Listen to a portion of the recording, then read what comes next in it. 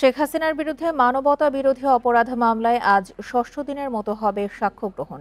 এরই মধ্যে ট্রাইব্যুনালে হাজির করা হয়েছে এই মামলার গ্রেপ্তার আসামি সাবেক আইজিপি চৌধুরী আব্দুল্লাহ আল মামুনকে। বান্ডেল থাকলে প্রতি সেনমানিতে টাকা বাঁচবে। বিকাশ সেনমানি বান্ডেল কিনে জিতুন প্রতি লেনদেনে। এর আগে সোমবার এই মামলায় সাক্ষ্য দেন আরও ৩ জন।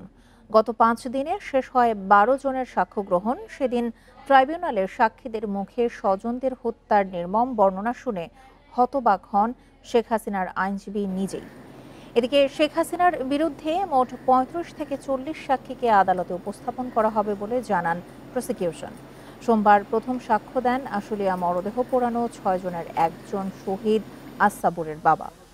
যেভাবে গুলি করে হত্যার পর তার সন্তানের দেহ পোড়ানো হয়, আসামিদেরও একইভাবে শাস্তি দাবি করেন তিনি। এরপর সাক্ষ্য দেন যাত্রাবাড়িতে শহীদ ইমাম হাসান তাইমের ভাই রবিউল ইসলাম। এরপর শেখ হাসিনার বিরুদ্ধে সাক্ষ্য দেন রাজশাহীর একজন প্রত্যক্ষদর্শী।